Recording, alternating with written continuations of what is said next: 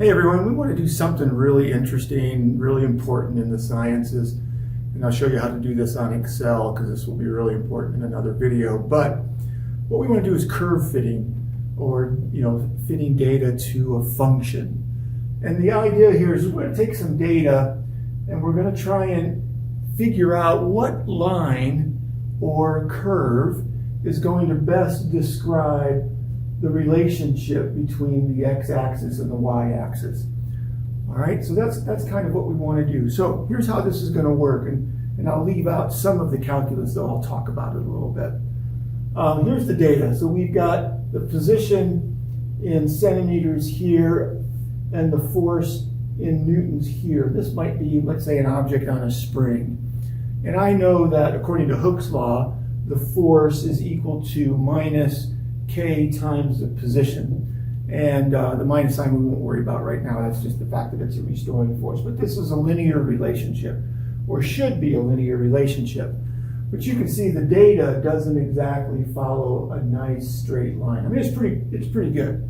It's pretty good, but we have some error in here. And that's very common because I'm going to be working this experiment with a real spring, not an ideal spring. In fact, if you've done any of the work in our labs, you're going to find a lot of our springs are a far cry from ideal.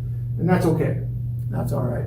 So the idea here is I want to fit a straight line to this data. And so what I'm going to do is I'm going to take my ruler and I'm going to try and figure out, well, what's a straight line going to look like? Now, some straight lines are going to fit better than others, but how do I determine the best fit? So this line might not be super accurate. It might not even be great. Okay, so let's see what I get here. I'm just kind of drawing this line.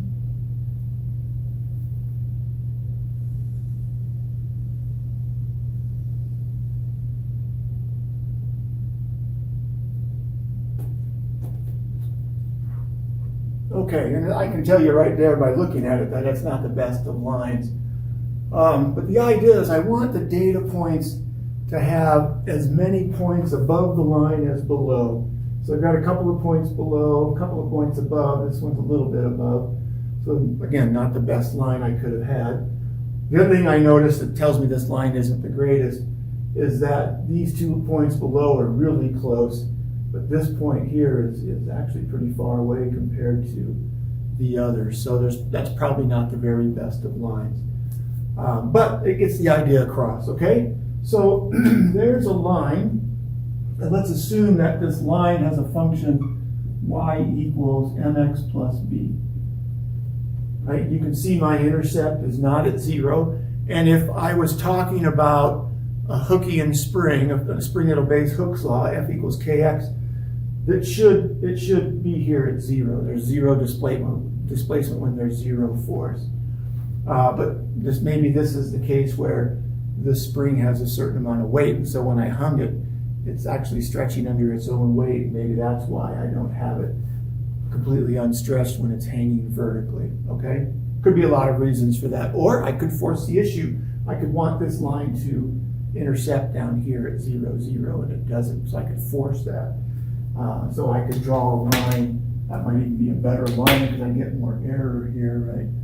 I could draw a line, maybe like this. And that didn't go all the way down there, right? So I forced this line. There's 3 points above, 2 points below, not perfect, but it does intersect here at 0, 0. So there's lots of ways for me to do that. As a matter of fact, let me take that line just because I've got more error, and I kind of want the error to be there. And I'll explain why I would want error here in just a little bit. All right, this is going to keep going here. Okay, so in general, the function is y equals mx plus b if it's a line. In this case, b would be equal to 0, but let's just kind of go with what we have. All right, so here's the data. Here's the line. And so I could say, well, f of x equals mx plus b. And let me actually eliminate the plus b. I don't know what the slope is here, but that's kind of what we're trying to figure out. All right, so what are my errors? So the error first thing I want to talk about is the error. And the error is going to be the distance, very specifically, the vertical distance between the data point and the line. So it's going to be y sub I. That's the y value of the data point. Well, let's take a look first this way. So I'll choose this one because it's the biggest. So this is the error here. The vertical distance between the line and the data point. And so the data point has a y value of y sub I. This is dot 1, dot 2, dot 3, dot 4, dot 5. Right? So let me be less generic. So it's going to be y2 minus, well, if I continue down here, I'm going to have x2 equals 4, right?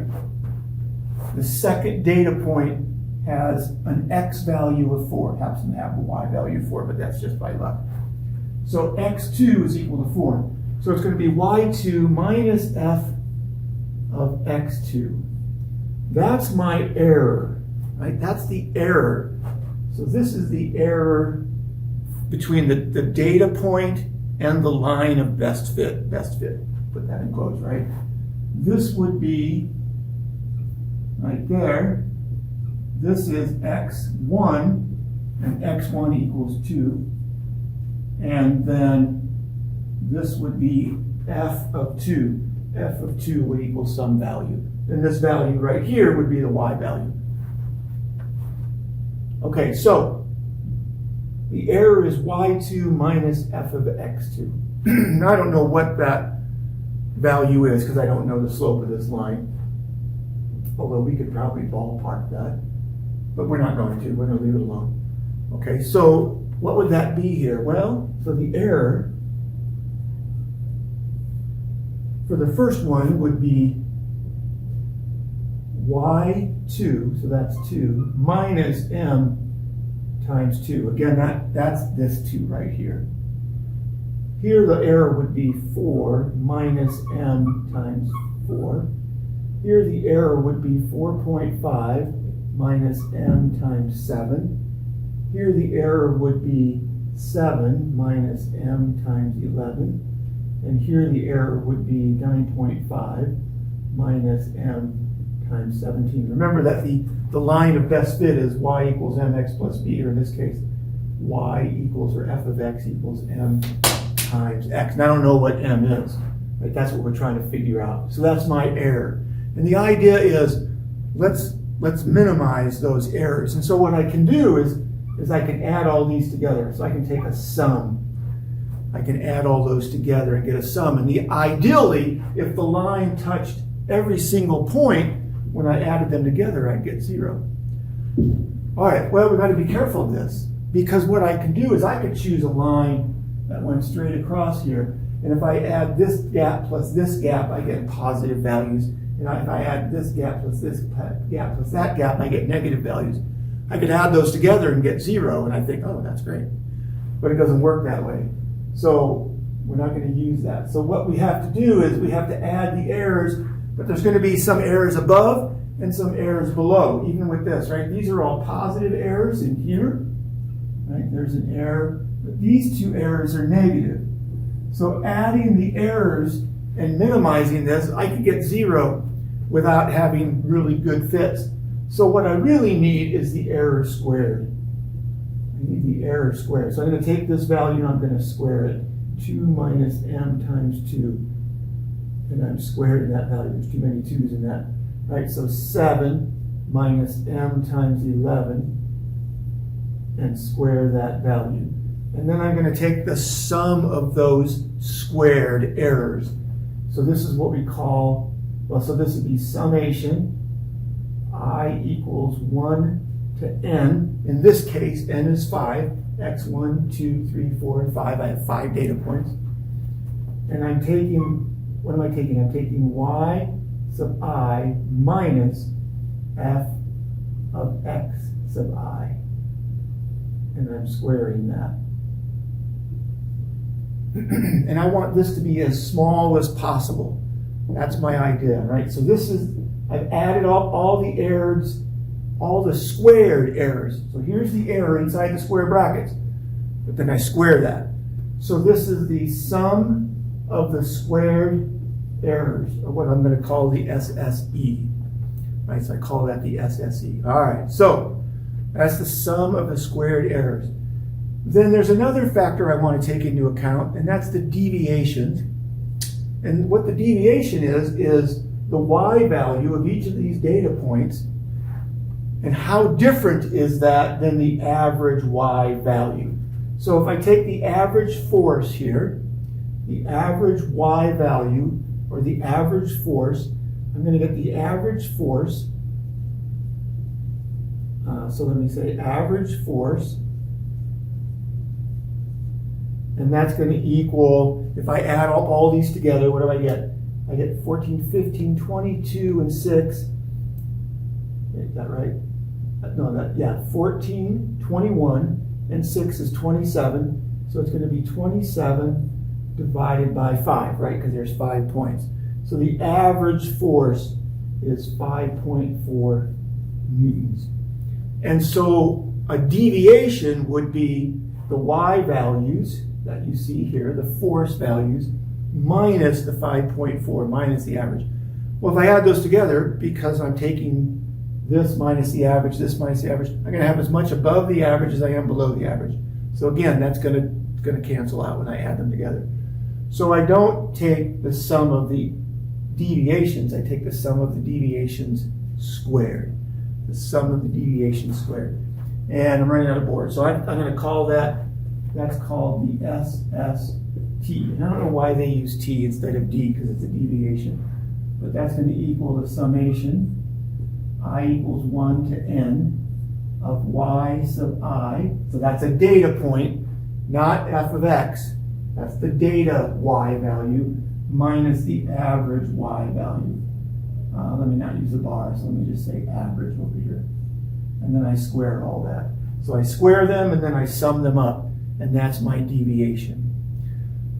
Well, when Excel does this, it comes up with what they call an R squared value, and I'll show you that here in a little bit. So you have R squared, and R squared is equal to 1 minus the sum of the squared errors divided by the sum of the squared deviations. Right? It's the sum of the squared errors divided by the sum of the squared deviations. This should always be bigger than this. Right? Because these are all tiny, but the sum of the deviations I'm going to have bigger and bigger. Like this is going to be much farther from 5.2 than these two are, and this will be far from 5.2 than that distance is, right? So this should always be pretty large compared to the SSE. And the idea here is I want to make this as small as possible. So I'm minimizing, right? There's derivatives involved. We're not going to go there. But I want to make this as small as possible. And if this is as small as possible, 1 minus a small number is near 1. It's near 1. So the goal is to make our R squared value equal to 1. Okay, so R squared is equal to 1. I've seen uppercase and lowercase, so I want you to be ready for that. Because I'm not sure what you're going to see. I don't know what I'm going to use in any particular time, but I don't know what you're going to see when you look at your book.